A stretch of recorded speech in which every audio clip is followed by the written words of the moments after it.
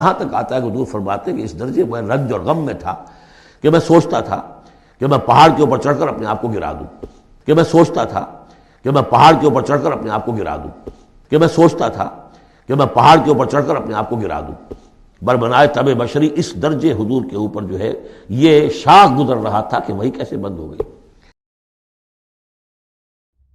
بخاری شریف میں حدیث ہے کہ نبی علیہ السلام نے خودکشی کی کوشش کی۔ کیا یہ حضور علیہ السلام کے بارے میں گستاخی نہیں ہے؟ نعوذ باللہ۔ دیکھیں، میں نے بھی کسی زمانے میں یہ جذبات میں آ کے بول دیا تھا کہ یہ گستاخانہ بات ہے، اگرچہ ہمیں اس سے کوئی فرق نہیں پڑتا۔ اس کی وجہ یہ ہے کہ بخاری شریف میں یہ حدیث متصل سند کے ساتھ نہیں ہے۔ امام بخاری کا جو دعویٰ ہے صحیح بخاری کے بارے میں وہ صرف اسناد والی روایتوں کا ہے جن کی نمبرنگ ہوئی ہے، لیکن بعض اوقات نمبرنگ والی جو احادیث ہے نا ان میں بھی چند ایک تابعین کے اقوال ایڈ ہوئے ہیں۔ اس میں بھی یہ تابعی کا قول ہے، اس کی سند نبی علیہ السلام تک یا صحابی تک نہیں ہے، کیونکہ اس میں ابن شہاب زہری کہتا ہے فیما بلغنا، اس میں ہمیں یہ بات بھی پہنچی ہے کہ نبی علیہ السلام پہ جب وحی کا سلسلہ منقطع ہو گیا تو رسول اللہ نے اس کا اتنا غم کھایا جو کچھ عرصے کے لیے، جس کے بعد پھر وہ شعراء افاق آیات نازل ہوئی تھیں، وَالضُّحَىٰ وَاللَّيْلِ إِذَا سَجَىٰ مَا وَدَّعَكَ رَبُّكَ وَمَا قَلَىٰ۔ نہ تو آپ کے رب نے آپ کو چھوڑا ہے، اللہ تعالیٰ تو آپ سے محبت فرمانے والا ہے، اور پھر اس میں رسول اللہ صلی اللہ علیہ وآلہ وسلم پہ جو اللہ کے احسانات ہیں اللہ نے وہ گنوائے۔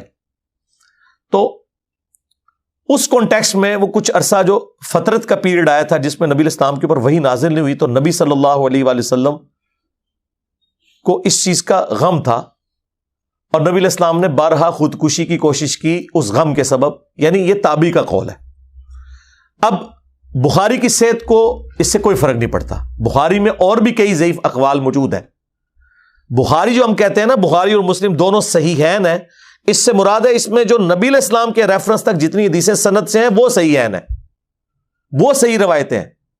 باقی جو چیپٹرز کی ہیڈنگ میں بعض اوقات بے سند اقوال ہیں، وہ صحیح بھی ہو سکتے ہیں، غلط بھی ہو سکتے ہیں۔ مثلا امام بخاری چیپٹر کی ہیڈنگ میں یہ لے کے آیا کہ میں اپنے بندے کے بالکل قریب ہوتا ہوں جب میرے ذکر کی وجہ سے اس کے ہونٹ ہل رہے ہوتے ہیں، میں اپنے بندے کے ساتھ ہوتا ہوں، سبحان اللہ۔ لیکن امام بخاری نے اس کی سند بیان نہیں کی، لیکن اس کی پوری سند سنن ابن ماجہ میں موجود ہے۔ تو ہم کہتے ہیں اگرچہ امام بخاری بغیر سند کے یہ ایک قول لے کر آئے حدیث قدسی کے طور پر، اس کو نمبرنگ بھی نہیں دی ہوئی بخاری میں، چیپٹر کی ہیڈنگ میں، لیکن ہم کہتے ہیں یہ روایت صحیح ہے۔ ابن ماجہ میں اس کی سند موجود ہے۔ صحیح بخاری میں ایک چیپٹر کی ہیڈنگ میں امام بخاری نے ایک واقعہ نقل کیا کہ حضرت عمر نے اپنے دور خلافت میں ایک شخص پہ حد جاری کی جو پاگل تھا، تو حضرت علی نے کہا اے امیر المومنین اس کے اوپر حد نہیں بنتی، کیونکہ اللہ تعالیٰ نے 3 لوگوں سے قلم اٹھا لیا ہے، پاگل یعنی مجنون سے، نمبر 2 سوئے ہوئے شخص سے، نمبر 3 نابالغ سے۔ تو حضرت عمر نے اپنا ڈیسیژن واپس لے لیا۔ اب یہ پورا واقعہ امام بخاری نے حدیث کے اندر نہیں لکھا، چیپٹر کی ہیڈنگ میں، لیکن یہ حدیث بھی ہے سنن ابن ماجہ میں، اور مولا علی نے روایت کی ہے نبی علیہ السلام سے کہ 3 لوگوں سے اللہ نے قلم اٹھا لیا۔ لیکن کچھ ایسے اقوال ہیں جن کی سند نہیں موجود۔ مثلا امام بخاری صحیح بخاری میں لے کے آئے جو قادیانی کوٹ کرتے ہیں کہ ابن عباس انی متوفی کا ورافعک الیہ، جو سورہ آل عمران میں حضرت عیسیٰ ابن مریم کے بارے میں ہے۔ متوفی کا ہم تو ترجمہ کرتے ہیں میں تمہیں پورا کر لوں گا اور پھر اٹھا لوں گا، کیونکہ سورہ نساء میں واضح آیا ہے وما قتلوہ وما صلبوہ ولکن شبہ لہم، نہ عیسیٰ ابن مریم قتل ہوئے نہ سولی دیے گئے، بلکہ معاملہ مشتبہ ہو گیا۔ وما قتلوہ یقینا، اور یقینا انہیں قتل نہیں کیا گیا بلکہ اللہ نے انہیں اپنے پاس اٹھا لیا، وہ واضح ہے بالکل۔ اس کے اوپر میری تفصیلی ویڈیو ریکارڈ ہے، غامدی صاحب نے جو خدشات کا اظہار کیا میں نے قرآن سے ہی جواب دیا، وہ ٹاپک ایک الگ ہے۔ لیکن یہاں پہ امام بخاری لے کے آئے کہ وہ ابن عباس کہا کرتے تھے انی متوفی کا، وہ ترجمہ کرتے تھے انی ممیتو کا، میں تمہیں موت دوں گا۔ اب یہ قول بے سند ہے، قادیانی پیش کرتے ہیں بخاری سے کہ حضرت عیسیٰ مر چکے، ہم کہتے ہیں کہ بھائی اس کی سند لے کے آؤ۔ امام بخاری نے ابن عباس کا قول نقل کیا، لیکن امام بخاری سے لے کے ابن عباس تک اس کی سند نہیں ہے، اور یہ چیپٹر کی ہیڈنگ میں ہے۔ بعض دوسری تعویل بھی کرتے ہیں کہ یہ اس زمانے کے لیے جب وہ دوبارہ دنیا میں آئیں گے، وہ خیر دور کی تعویل ہے۔ تو ہم نے کب یہ دعویٰ کیا ہے؟ شاہ ولی اللہ دہلوی نے حجت اللہ البالغہ میں لکھا ہے کہ بخاری اور مسلم کی تمام متصل الاسناد احادیث قطعی الصحت ہے اور امت کا اجماع ہے، ایٹ لیسٹ اہل سنت کے ہاں تو اجماع پایا جاتا ہے، اور ان سے دشمنی کرنے والا، نفرت کرنے والا بدعتی ہے، یعنی خود حنفیوں کو۔ ظاہر ہے دشمنی کون کرتے ہیں، نفرت کون کرتے ہیں؟ یہی وہ کہتے ہیں نہیں ہم تو انہیں قرآن کے بعد افضل مانتے ہیں، بس خالی ماننا ہی ہے، جس طرح مسلمان اخبار کی طرح قرآن پڑھتا ہے پڑھنا ہی ہے، توحید اپنی قرآن والی نہیں کرنی، تم نے نماز رفع الیدین سے نہیں شروع کرنی، اگر قرآن کے بعد افضل کتابیں ہیں تو اس کے مطابق آپ نے نماز نہیں پڑھنی۔ تو آپ فرق دیکھ لیں شاہ ولی اللہ دہلوی کیا لکھ کے گئے ہیں۔ تو بخاری کی تمام متصل الاسناد احادیث کے بارے میں ہم بات کرتے ہیں، جس طرح قرآن دو گتوں کے درمیان ایک ایک لفظ محفوظ ہے، اس طرح بخاری کے بارے میں ہمارا کلیم نہیں ہے، بخاری کی صرف احادیث ہے جو محفوظ ہے، باقی جو اقوال ہے ان میں صحیح اسناد بھی ہیں، ضعیف بھی ہیں، اس پہ بھی باقاعدہ ابن حجر اسقلانی نے پوری ورکنگ کی ہوئی ہے اور محدثین نے بھی۔ لہذا یہ جو حدیث کے ساتھ الفاظ ہیں اس میں امام بخاری نے پورا انصاف کیا، انہوں نے لکھا فیما بلغنا، اس میں ہمیں یہ بات بھی پہنچی ہے، ابن شہاب نے کی ہے، لیکن اس کو انہوں نے یہ نہیں لکھا کہ یہ حدیث ہے اور صحابی تک پہنچتی ہے۔ تو اس قول کو ہم اس حوالے سے صحیح نہیں سمجھتے، لیکن اگر کوئی سے صحیح بھی مانے، میں پہلے سے سمجھتا تھا کہ گستاخی ہے، لیکن اس کو میں نے دقت نظر سے دیکھا۔ ہمارے ایک بڑے قریبی دوست، ہمارے اسٹوڈنٹ، محقق آدمی ہیں، غلام محی الدین بھائی، لاہور میں ہوتے ہیں، انہوں نے میری اس طرف توجہ دلائی کہ علی بھائی اس میں گستاخی والا کون سا پہلو ہے؟ کیا یہ ہمارا عقیدہ نہیں ہے کہ اللہ تعالیٰ انبیاء کی حفاظت کرتا ہے اور وہ گناہ نہیں کرتے، اگرچہ مائل ہو سکتے ہیں، جیسا کہ یوسف علیہ السلام کے بارے میں سورہ یوسف میں آیا کہ اس عورت نے یوسف کا قصد کیا اور یوسف بھی قصد کر لیتا۔ ہاں بس ایک جملے نے نا، ہمارے ایک اسٹوڈنٹ کے ایک جملے نے ہمارے اس ذہن کا عقدہ کھول دیا۔ میں نے کہا بالکل یار، یہ تو حرام کام ہے، ایک ایسی عورت کے ساتھ منہ کالا کرنا جو ماں بھی ہو، منہ بولی ماں تو تھی نا، پالا تھا نا، اور قرآن کہہ رہا ہے کہ یوسف بھی قصد کر لیتا اگر اپنے رب کی برہان نہ دیکھتا۔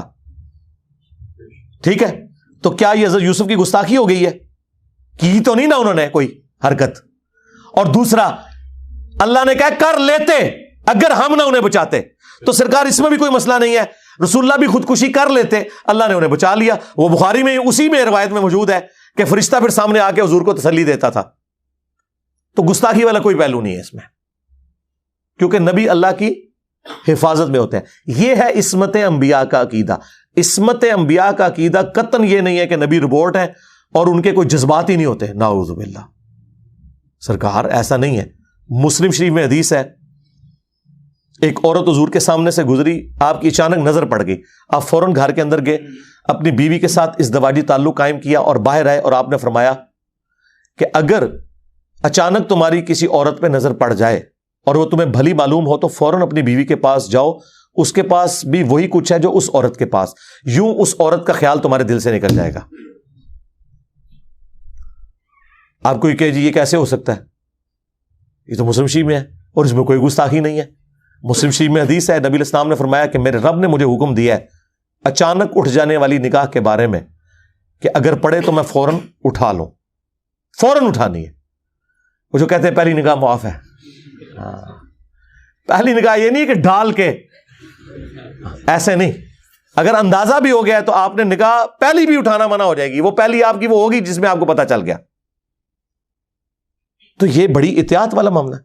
تو اللہ تعالیٰ نے اس حوالے سے نبی صلی اللہ علیہ وآلہ وسلم کو گائیڈ لائنز دی ہیں، آپ علیہ السلام نے امت تک پہنچائی ہیں۔ عصمت انبیاء کا عقیدہ یہ ہے کہ آج کی ڈیٹ میں نبی معصوم ہے، اگر ان سے کوئی مسئلہ مس ہینڈل ہونے لگا اس زمانے میں، اللہ نے مس ہینڈل ہونے سے پہلے بچا لیا، اور اگر خدا نہ خواستہ کہیں پہ کوئی ایسی چیز ہو گئی جو اللہ کو پسند نہیں آئی، جسے ہم گناہ نہیں کہتے، اجتہادی خطا کہتے ہیں، جیسا کہ غزوہ بدر کے قیدیوں کو چھوڑ دیا۔ سورۃ الانفال کی آیت نمبر 68-69 پڑھ لیں، اس میں تو خود بریلویوں کے سب سے بڑے عالم پیر کرم شاہ صاحب الازری رحمہ اللہ فوت ہو چکے، 1997 میں ڈیتھ ہوئی ان کی۔ پاکستان جس سال بنا تھا 1947 میں، اس سال انہوں نے دورہ حدیث اعلیٰ حضرت کے خلیفہ کے پاس کیا تھا، مفتی نعیم الدین مراد آبادی کے پاس، جنہوں نے اعلیٰ حضرت کا جو ترجمہ ہے کنز الایمان اس کے اوپر حاشیہ لکھا ہے خزائن العرفان، ان کے شاگرد ہیں پیر کرم شاہ صاحب الازری۔ پیر کرم شاہ صاحب اور مفتی احمد یار خان نعیمی گجراتی جنہوں نے جال حق لکھی ہے، دونوں کلاس فیلو ہیں، انہوں نے بھی، پیر کرم شاہ صاحب نے بھی سورۃ الانفال کی اس آیت کے ترجمے میں لکھا کہ یہ جو غزوہ بدر کے قیدی آپ نے چھوڑ دیے، اللہ تعالی آپ لوگوں کو، نبی اسلام ان کے ساتھیوں کو اس پر عذاب دیتا اگر وہ پہلے ایک آیت نازل نہ ہوئی ہوتی اس عمل کی وجہ سے، اور بریکٹ میں انہوں نے لکھا اجتہادی خطا۔ انجینئر صاحب کی ویڈیوز نہیں، ہمارے تو دنیا میں چھوڑے جانے سے پہلے ہی وہ فوت ہو گئے۔ میں تو ابھی انجینئر یونیورسٹی میں سیکنڈ ایئر میں تھا جب وہ فوت ہوئے ہیں 1997 میں، اور انہوں نے اجتہادی خطا قرآن کے ترجمے میں لکھا، اس میں کوئی گستاخی نہیں ہے۔ نبی کا اگر کوئی اجتہاد اللہ کو ناپسند ہو وہ گناہ نہیں ہوتا، کیونکہ دونوں طرف آپشن موجود ہوتے ہیں، اللہ تعالیٰ اس کی ریمیڈی فرما دیتا ہے۔ نبی علیہ السلام نے منافقین کا جنازہ بھی پڑھا دیا، حالانکہ کتنی سخت آیات پہلے نازل ہو چکی تھی، اسی وجہ سے حضرت عمر روک رہے تھے حضور کو، لیکن حضور نے کہا کہ جب تک اللہ تعالیٰ واضح نہیں روکے گا نا تو میں بینیفٹ آف ڈاؤٹ دوں گا، یہ حضور کی شفقت تھی نا۔ لیکن جب آپ نے جنازہ پڑھایا اس دوران بھی کوئی وحی نازل نہیں ہوئی، حضور کی اس شفقت کی وجہ سے، آپ کے حسن اخلاق کی وجہ سے مخالفین متاثر بھی ہوئے، لیکن بعد میں پھر آیات نازل ہوئی کہ اے نبی آپ 70 دفعہ بھی ان کے لیے استغفار کریں، اللہ ان کی توبہ قبول نہیں کرے گا، اور آندہ نہ تو آپ نے ان کا جنازہ پڑھنا ہے، نہ ان میں سے کسی کی قبر کے اوپر کھڑا ہونا ہے۔ حالانکہ عبداللہ بن ابی جس کے بارے میں یہ آیات ہیں بخاری مسلم میں ہے، حضور نے اپنا کرتا مبارک دیا، اپنا لعاب دہن ٹپکایا، کرتے کا کفن بنایا گیا، اپنے مبارک ہاتھوں سے دفنایا، پھر بھی حضور کی نسبت اس سے کام نہیں آئی کیونکہ اس کے کرتوت صحیح نہیں تھے۔ جی تو اس طرح کی جو معاملات ہیں اسے کہا جاتا ہے عصمت انبیاء، اس حوالے سے کہ انبیاء کی اللہ تعالیٰ ریمیڈی فرما دیتا ہے، انبیاء کے علاوہ کسی کے لیے گارنٹی نہیں کہ وہ غلطی کرے اور اس کی ریمیڈی ہو جائے، ہو سکتی ہے نہیں بھی ہو سکتی۔ مسلم شریف میں جو حدیث ہے ام ایمن سلام اللہ علیہا، ان کے پاس حضور اکثر جایا کرتے تھے، بڑھیا خاتون، اور آپ کو پتہ ہے کہ ان کا تو اسلام میں جہاد کے اندر بھی کتنا کلیدی کردار ہے۔ تو حضور کی وفات کے بعد حضرت ابو بکر اور عمر، مسلم شریف کے الفاظ ہیں رضی اللہ تعالی عنہما، انہوں نے ارادہ کیا کہ حضور بھی جاتے تھے، چلو ہم اس سنت پہ عمل کریں، ہم بھی جا کے اماں کے پاس بیٹھتے ہیں۔ جب گئے تو وہ رو رہی تھی حضور کے غم میں، ہائے ہائے ہائے ہائے۔ حضرت عمر نے تسلی دی انہیں کہ ام ایمن آپ نہ روئیں، رسول اللہ کے لیے اعلیٰ درجے کی جنت ہے، وہ تو بہتر مقام میں چلے گئے، ظاہر ہے اس سے بڑی اور کیا بات ہوگی کہ امت کے غم نہیں حضور کو اب اور دیکھنے پڑ رہے، ورنہ تو حضور تو ہر غم کے اوپر حریص علیکم بالمؤمنین رؤوف رحیم۔ تو لیکن سرکار وہ ام ایمن تھی، اس نے ایسا جملہ بولا کہ حضرت ابو بکر اور عمر بھی حیران رہ گئے۔ انہوں نے کہا عمر میں اس بات پہ تو نہیں رو رہی، مجھے یقیناً یہ پتا ہے کہ نبی علیہ السلام بہتر حالت میں ہے، میں اس بات میں رو رہی ہوں کہ آسمان اور زمین کا رشتہ وحی کی وجہ سے جو چل رہا تھا وہ منقطع ہو گیا، اب جو کچھ ہم کریں گے وہ ہم کریں گے، ہمیں اللہ تعالیٰ نہیں بتائے گا تم نے یہ غلط کام کیا۔ جب یہ جملہ بولا تو حضرت ابو بکر عمر جو تسلیاں دے رہے تھے وہ خود رونا شروع ہو گئے ان کا جملہ سن کے کہ واہ کیا عقل ہے عورت کی، ساری عورتیں ناقص العقل تو نہیں ہے، ایسی عورت بھی ہے ام ایمن کہ جس نے ابو بکر عمر کو بھی رلا دیا۔ ہاں ان کو یہ پتا تھا کہ نبی علیہ السلام دنیا سے چلے گئے، اب جو کچھ غلط صحیح ہے وہ ہم نے ڈیسائیڈ کرنا ہے، غلط بھی ہو سکتا ہے صحیح بھی، اللہ تعالیٰ وحی کے ذریعے نہیں بتائے گا، وحی کا سلسلہ منقطع ہو گیا۔ اور آپ حیران ہوں گے یہ سیم جملے نہج البلاغہ میں شیعہ کے ہاں مولا علی کا خطبہ ہے رسول اللہ کی میت کے اوپر، یا رسول اللہ صلی اللہ علیہ وآلہ وسلم آپ کی موت اگلے انبیاء کسی نہیں ہے، آپ کی موت کی وجہ سے آسمان کا رشتہ زمین سے منقطع ہو گیا، اور اگر آپ نے ہمیں منع نہ کیا ہوتا تو ہم رو رو کر اپنی جان دے دیتے آپ کی میت کے اوپر۔ مولا علی نے 2 غلط عقیدے ایک خطبے میں فارغ کر دیے۔ نمبر 1 یہ کہ اب آسمان کا زمین سے کوئی رشتہ نہیں ہے۔ اگر مولا علی یہ کہہ رہے ہیں کہ اب اللہ کچھ نہیں بتائے گا تو باقی امام شاہی کوئی نہیں، مولا علی کو کوئی نہیں دسے گا تو اور کس کو دسنے نے؟ جن کے بارے میں بخاری مسلم میں حدیث ہے کہ علی کی میرے ساتھ وہی نسبت جو ہارون کی موسیٰ کے ساتھ، مگر میرے بعد کوئی نبی نہیں، یعنی اگر کوئی نبی ہوتا تو علی ہوتا، اور یعنی کہ اب امتی نبی بھی کوئی نہیں، ورنہ اگر امتی نبی ہوتا تو علی ہوتا، کیونکہ ہارون اور موسیٰ کی نسبت تو 2 نبیوں والی تھی۔ ختم نبوت کی وجہ سے اگر مولا علی نبی نہیں ہے تو غلام احمد قادیانی دجال شاہی کوئی نہیں، وہ کہاں سے نبوت کا دعویٰ کر سکتا ہے؟ تو مولا علی کیا کہہ رہے ہیں کہ آسمان کا رشتہ زمین سے منقطع ہو گیا، کوئی کشف، کوئی الہام، کوئی عقیدہ امامت، کوئی صوفیوں کی اس حوالے سے یہ چیز کہ کوئی آسمان کا زمین سے رشتہ ہے، ختم۔ اور دوسرا انہوں نے کہا اگر آپ نے ہمیں منع نہ کیا ہوتا ہم رو رو کے جان دے دیتے۔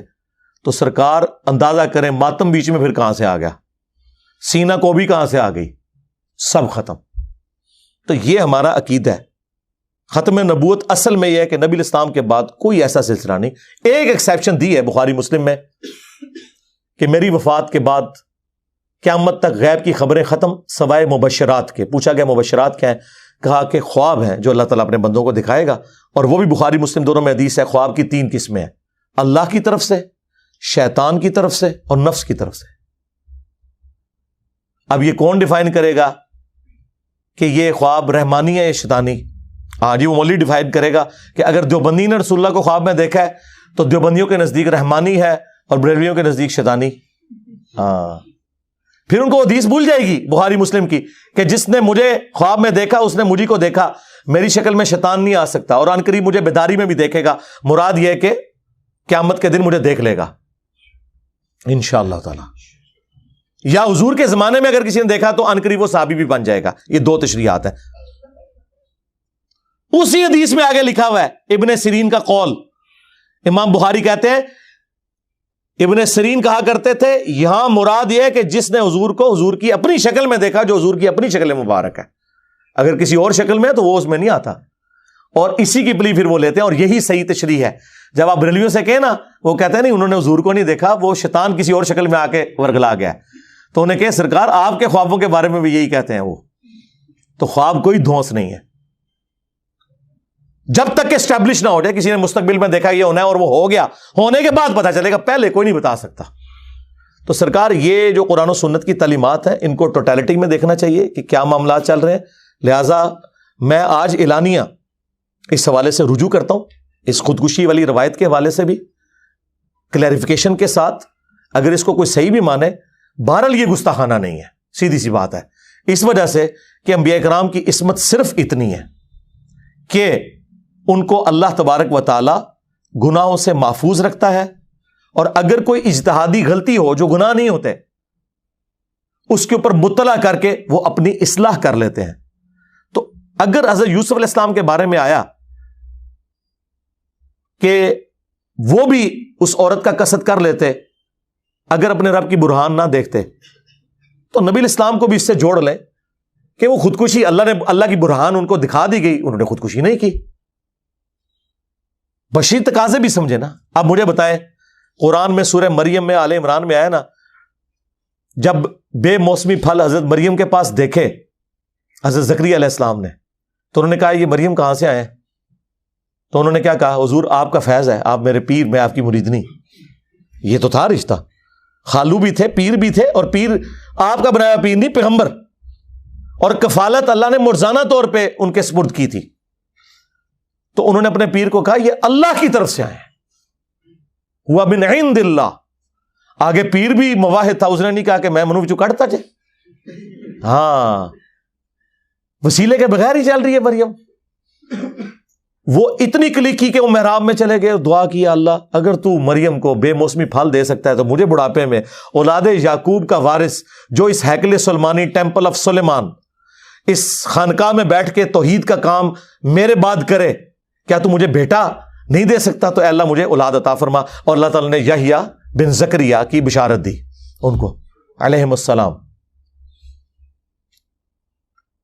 دعائیں کر کے خود ہٹے ہیں. فرشتہ آیا بشارت دینے کے لیے, سورہ مریم آل عمران کے الفاظ ہیں. فرشتہ کہتا ہے جی ہم آپ کو بشارت دے رہے ہیں. تو حضرت زکریا کیا کہتے ہیں کہ میری اولاد کیسے ہوگی, میں تو بوڑھا ہو چکا ہوں, میری بیوی بانجھ ہو چکی ہے. یہ بات بخاری میں لکھی ہوتی, سارے منکرین حدیث کہتے ہیں دیکھو جی نبیوں دی گستاخی, یہ نبی کہہ سکتا ہے, وہ تو خود دعا کر رہا ہے کہ مجھے اولاد دے. اس کو اللہ پہ یقین نہیں ہے کہ اللہ اولاد دے سکتا ہے, بانجھ کو بھی. لیکن یہ قرآن میں آئی ہوئی ہے. اس کی صرف ایک تعویل ہے کہ انسان تھے اور انسان کے ساتھ بشری کمزوریاں جڑی ہوتی ہیں. وہ چاہ رہے تھے کہ مجھے کوئی اس کی نشانی مل جائے ایسی, مجھے مزید تسلی ہو جائے. جس طرح حضرت ابراہیم نے کہا تھا کہ میرا یقین ہے کہ مردوں کو اللہ زندہ کرے گا, لیکن دل کے اطمینان کے لیے یا اللہ ایک بار میرے سامنے بھی کر کے داسنا. تو انہوں نے وہ پرندے پالے اور اللہ نے زندہ کیا, سورۃ البقرہ میں آیا, دل کی مضبوطی کے لیے. تو یہاں پہ بھی پھر ان کو نشانی دی گئی کہ 3 دن تک آپ کی زبان نہیں چلے گی, صرف اشاروں سے آپ باتیں کریں گے. یہ اس بات کی نشانی ہوگی کہ اللہ کا بڑا فیصلہ ہو چکا ہے. پھر وہ اپنے حجرے سے نکلے اور انہوں نے لوگوں کو کہا کہ صبح شام اللہ کو یاد کرو, اللہ کے فیصلے کا بہت بڑا دن ہے. کہ دیکھیں اولاد یعقوب کا وارث, ابراہیم کی اولاد میں توحید کا وارث مجھے بیٹا ملنے والا ہے, یحییٰ ابن زکریا علیہ السلام. تو وہاں ہم کیا کہیں گے, حضرت زکریا علیہ السلام جو ہیں وہ اس طرح کیسے کر سکتے تھے؟ بشری تقاضا. جس طرح کہ یوسف علیہ السلام کے بارے میں بھی ذکر آیا بخاری میں بھی, اگر اس روایت کو کوئی صحیح بھی مانے کوئی گستاخانہ نہیں ہے. حضرت مریم سلام اللہ علیہا, ان کو فرشتہ انسانی شکل میں آ کے کہہ رہا ہے کہ آپ اور آپ کے ہونے والے بیٹے عیسیٰ ابن مریم کو سارے جان والوں کے لیے نشانیاں بنا رہا ہوں. یہی کہا نا. جبرائیل جسے انسانی شکل میں آ کے فزیکلی ملے, خواب میں نہیں, اس کے بعد اس کو کوئی شک ہونا چاہیے؟ اس کے بعد تو اسے پوری زندگی خوشی کی گزارنی چاہیے کہ یہ اللہ کا فیصلہ ہے کہ مجھے ایسا بچہ ملنے والا ہے, بغیر باپ کے پیدا ہوگا. وہ اللہ کی نشانی ہے, اللہ کی روح ہے. یہاں روح سے مراد اللہ کی مخلوق روح, وہ ہمارے اندر بھی ہے, لیکن وہ خاص روح اس لیے ہے کہ ان کا باپ کوئی نہیں تھا. جس طرح کہ حضرت آدم علیہ السلام کے لیے بھی آیا, وَنَفَخْتُ فِيهِ مِن رُوحِي. آدم علیہ السلام تو اس سے بھی اوپر کا معاملہ ہے نا, ان کی تو ماں بھی کوئی نہیں. اس لیے اللہ نے سورہ المائدہ میں کہا ہے کہ عیسیٰ کی مثال اللہ کے ہاں تو آدم کی سی ہے. یعنی آدم کو تو تم بھی بندہ مان رہے ہو, تو عیسیٰ خدا کا بیٹا کہاں سے ہوا؟ اگر عیسیٰ خدا کا بیٹا ہے تو آدم تو بڑا بیٹا ہوا, اس کی تو ماں بھی کوئی نہیں. عیسیٰ تو پھر بھی ماں کے ذریعے پیدا ہوئے ہیں. اتنی بشارتیں دیکھ کے بھی سورہ مریم میں کیا آیا کہ جب وہ پریگننٹ ہوئی, پھر اولاد ہوئی, تو وہ درخت کے نیچے بیٹھ کے کیا کہہ رہی تھی, کاش اس سے پہلے میں مر کے مٹی ہو جاتی, کہ مجھے یہ دن دیکھنا پڑتا کہ بغیر شادی کے میں اب یہ بچہ اٹھا کے جاؤں گی تو میری قوم کیا کہے گی. تو ہم ادھر ہوتے تو بڑے احترام سے عرض کرتے کہ سیدہ آپ کو تو اس پریگنینسی سے پہلے ہی حضرت جبرائیل آ کے بتا چکے ہیں یہ اللہ کی نشانی ہے, تو ہوں کس گل تے تجھے پریشانی ہے؟ لاجیکل بات ہے کہ نہیں؟ اب یہ بات لکھی ہوتی نا بخاری میں, یہ سارے منکرین حدیث جو ہے نا کتوں کی طرح ٹوٹ پڑتے. دیکھو بخاری نے حضرت مریم کی توہین کر دی, جس کو جبرائیل آ کے بتا رہا ہو کہ تیرے ہاں بیٹا ہوگا, وہ یہ کیسے شک میں مبتلا ہو سکتی ہے؟ تو سرکار یہ تو سورہ مریم میں لکھا ہے, اس کا جواب ہم دیں گے کہ بشری تقاضا. ہاں, جس طرح مصنف ابن ابی شیبہ میں آیا ہے کہ حضرت حسن ابن علی کہتے ہیں کہ جنگ جمل کے بعد جب مولا علی کو اپنے مخالفین کی لاشیں بھی اٹھانی پڑیں, اور مولا علی مخالفین کی لاشوں کے اوپر بھی گریہ کر رہے تھے, اپنی لاشوں میں تو کر رہے تھے, ان پہ بھی, کیونکہ وہ بھی تو مسلمان تھے. تو کہا کہ اے حسن, کاش میں 8 سے 20 سال پہلے مر گیا ہوتا, مجھے یہ دن نہ دیکھنا پڑتا. تو ناسبی کہتے ہیں کہ حضرت علی اپنی جنگ پہ پچھتا رہے تھے. حضرت علی اپنی جنگ پہ نہیں پچھتا رہے تھے, وہ کہہ رہے تھے کاش میری زندگی میں ایسا لمحہ نہ آتا کہ مجھے اس تکلیف سے گزرنا پڑتا کہ مجھے ریٹ آف دی گورنمنٹ کو قائم کرنے کے لیے حکومت کے باغیوں کے خلاف قتال کرنا پڑتا جو کہ مسلمان تھے. کاش ایسا دن نہ آتا. جس طرح کہ سیدہ مریم نے کہا کاش ایسا دن نہ آتا, میں مر کے مٹی ہو گئی ہوتی. یہ بشری تقاضے ہوتے ہیں, انسان اپنے غم کے اظہار کے لیے کہتا ہے. لہذا نبی صلی اللہ علیہ وآلہ وسلم کے حوالے سے جو اس طرح کی روایتیں ملیں جن میں تعویل کی گنجائش ہو تو آپ اس پہ یہ بات کر سکتے ہیں. میں نے چونکہ یہ ایک بات اس حوالے سے اس وقت کی تھی, اس روایت کو کمزور سمجھتے ہوئے, اور روایت تو کمزور ہے لیکن اگر کوئی اسے صحیح بھی مانتا ہے بغیر سند کے بھی, تب بھی اس میں گستاخی والا کوئی پہلو اس حوالے سے نہیں نکلے گا، یہ فٹ ان قرآن میں بیٹھتی ہے۔ باقی میری جو یوٹیوب پہ ایک ویڈیو ہے انبیاء گناہ نہیں کرتے، اس میں میں نے عصمت انبیاء کا عقیدہ بیان کیا ہے کہ نبیوں کی معصومیت کا عقیدہ وہ نہیں ہے جو بریلوی دیوبندی اہل حدیث شیعہ اپنی پبلک کو بتاتے ہیں کہ نعوذ باللہ ان میں کوئی کمپیٹنسی نہیں ہوتی گناہ کرنے کی۔ نہیں، اگر ان میں کمپیٹنسی نہ ہو تو ان کی فضیلت ختم ہو جائے۔ مجھے بتائیں فضیلت اس بات میں ہے کہ انسان میں گناہ کرنے کا جذبہ بھی ہو، طاقت بھی ہو، پھر بھی وہ اللہ کے خوف سے نہ کرے، یہ فضیلت ہے؟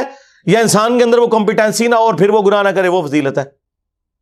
اور پھر انبیاء امت کے لیے رول ماڈل کب بنیں گے؟ جب وہ بھی اسی تکلیف سے گزریں۔ تو سرکار پھر ہمارے نبی گزرے ہیں کہ نہیں؟ ایک دن میں 2 بیٹیوں کو طلاق ہوئی،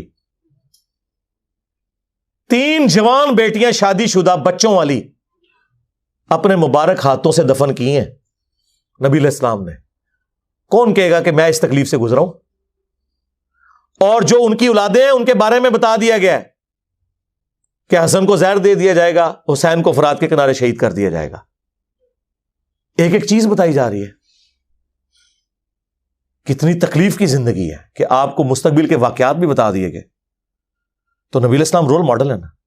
بخاری مسلم میں اگر احد کے موقع پر آپ کو زخم لگے ہیں، دانت شہید ہوئے ہیں تو خون نکلا ہے، بلکہ اتنا بلڈ پریشر لاس ہوا کہ آپ بے ہوش ہو گئے اور آپ کی شہادت کی خبر مشہور ہو گئی، اس لیے پھر وہ آیات نازل ہوئی تھی، وما محمد الا رسول قد خلت من قبلہ الرسل افان مات او قتل انقلبتم علی اعقابکم۔ محمد تو نہیں مگر ایک رسول، ان سے پہلے بھی رسول گزرے ہیں، اگر یہ مر جائیں یا قتل ہو جائیں تو کیا تم دین سے الٹے قدم پھر جاؤ گے؟ اور پاکستان میں ترجمہ، اگر یہ وصال شریف فرما جائیں یا شہید شریف ہو جائیں تو تم دنیا میں دین سے الٹے قدم پھر جاؤ گے؟ اللہ تعالیٰ ثابت قدم رہنے والوں کو جزا دے گا۔ یہ آیات اس موقع پہ نازل ہوئی تھی، تو نبی علیہ السلام کا خون کا فوارہ نہیں چھوٹا۔ بخاری مسلم میں آیا ہے، سال ابن سعد السعدی کہتے ہیں اللہ کی قسم میں جانتا ہوں کہ جب حضور کو زخم لگا تھا، کون حضور کا زخم صاف کر رہا تھا؟ مولا علی ایک ڈھال کو الٹا کر کے اس میں پانی لے کے آئے اور سیدہ فاطمہ حضور کا زخم دھوتی تھی، اور جب خون نہیں رک رہا تھا تو انہوں نے کاٹن کا ایک کپڑا جلا کے اس کی راکھ زخم پہ رکھی حضور کے یہاں پہ، یہ نیچے کے دانت جو 4 شہید ہوئے تھے، تو وہ خون رکا۔ تو نبی علیہ السلام کے کیا خون نہیں نکلا؟ بخاری میں آتا ہے جب ابراہیم بن محمد علیہ السلام حضور کے بچے 2 سال کی عمر میں شیر خارگی میں فوت ہوئے، اور حضور فرما رہے ہیں آنکھوں سے آنسو رواں ہیں، اور کہا دل غم میں ہے، آنکھیں آنسو بہا رہی ہیں، لیکن ہم اللہ کی رضا پہ راضی ہیں۔ اور حضور نے کہا کہ اللہ نے جنت میں ایک دودھ پلانے والی میرے بچے کے لیے مقرر کر دی ہے، ابراہیم کے لیے۔ بقیع غرقد میں آج بھی ان کی قبر موجود ہے، حضرت ابراہیم کی علیہ السلام۔ انہی کے بارے میں وہ بخاری میں عبداللہ ابن ابی اوفا کہتے ہیں نا کہ میں نے حضور کے بیٹے ابراہیم کی زیارت کی ہے، اگر وہ زندہ رہتا تو پیغمبر ہوتا۔ قادیانی پیش کرتے ہیں اور بغلیں بجاتے ہیں، آگے بڑھو۔ آگے لکھے ہے کہ وہ زندہ اسی لیے نہیں رہا کہ ختم نبوت ہو چکی تھی، حضور کا کوئی بچہ جوانی کو پہنچ ہی نہیں سکتا تھا۔ اس کی وجہ یہ ہے کہ نبی علیہ السلام کو اللہ نے خاتم النبیین بنایا ہے، ورنہ اگر ابراہیم کا بیٹا پیغمبر تھا تو ہمارے نبی کا بیٹا ابراہیم پیغمبر نہ ہوتا؟ یہ پروٹوکول کیا ہمارے نبی کو نہ ملتا؟ یقیناً ملتا۔ ختم نبوت اتنا بڑا ٹائٹل ہے کہ اللہ نے اس ٹائٹل کی وجہ سے حضور کا کوئی بیٹا جوانی تک بھی نہیں پہنچنے دیا۔ اسی وجہ سے قرآن میں یہ آیات ہے ما کان محمد ابا احد من رجالکم ولکن رسول اللہ وخاتم النبیین۔ محمد تم مردوں میں کسی کے باپ نہیں، ان کا تو اپنا بیٹا نہیں مرد بنا، تو زید ابن حارثہ کو کہاں سے تم نے سمجھ لیا کہ وہ اللہ کے نبی کے بیٹے ہیں؟ بلکہ وہ تو خاتم النبیین ہے۔ ہاں، تو خاتم النبیین کا ٹائٹل اتنا بڑا ہے کہ اس کی وجہ سے اللہ تعالیٰ نے نبی علیہ السلام کے بیٹے کو بھی جوانی کی عمر میں نہیں پہنچنے دیا۔ تو یہ ساری چیزیں ایک دوسرے کے ساتھ جڑی ہوئی ہیں۔ چلیں بائی چانس آپ کی پرچی آئی ہے، وہ مجھے غلام محی الدین بھائی کتنے عرصے سے کہہ رہے تھے علی بھائی رجوع ریکارڈ کراؤ، میں کہ تسی کرا دیو، میرا نام لے دیو۔ انہوں نے کئی مہینے پہلے اس کی ایک ویڈیو بنا دی ہے جس میں انہوں نے کہا کہ میری علی بھائی سے بات ہوئی ہے، انہوں نے میرے موقف کے ساتھ ایگری کیا ہے۔ تو میں نے کہا کبھی کوئی کیفیت طاری ہوئی تو کر دوں گا، آج آپ کی پرچی آئی تو کیفیت طاری ہو گئی۔ صلو علی محمد و آل محمد، اللہم صلی علی محمد وعلی آل محمد واصحاب محمد وازواج محمد اجمعین الی یوم الدین، آمین۔